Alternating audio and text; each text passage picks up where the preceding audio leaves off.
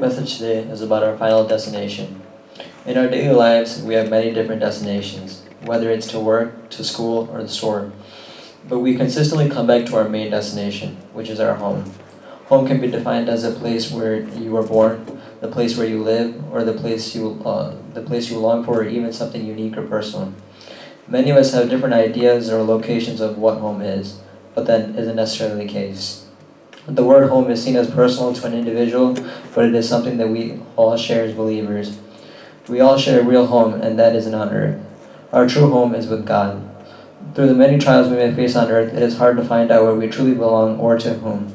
But if we stay strong and abide with God on our journey on earth, there is only one clear final destination, heaven with everlasting life with the Lord. This home is one which can't be taken away, but achieved by our own way of living and how we choose to lead our life on earth. The only way that one can take away from our chance to reach this home with God of everlasting worship is we ourselves. Now, when attempting to reach a place, the key questions that come in is when will we get there, and are we on the right direction? The right direction to the home with God is through the absolute truth of Jesus Christ only. And to find out when, that may be seen as the most troubling question to some of us.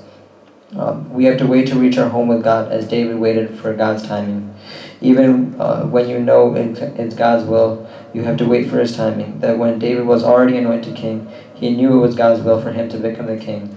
However, he chose not to take the choice to kill Saul and waited for God to make the path for him and not for him to take matters into his own hands. In the journey or a road trip, we cannot dictate whether there's traffic or if a road's closed, but we have to approach the problem and take a detour and keep moving to our destination. Reaching that destination becomes a necessity, so quitting isn't an option. So whatever we face on our journey to home with God, we have to attack the problem and not run away from it, while keep moving forward in a forward direction. When facing an issue, we have to remember that the heart of the problem is the problem of the heart. So on our journey to our home with God, I'd like to remind us with the song lyric, "Better is one day in your courts than 1,000 elsewhere." So you either reach your destination or be lost in forever hellfire. It's all about either you get to your home with God or you don't. So I conclude by saying that we should all aggressively desire to reach our home with God, regardless of whatever petty thing we may face on our temporary home on earth.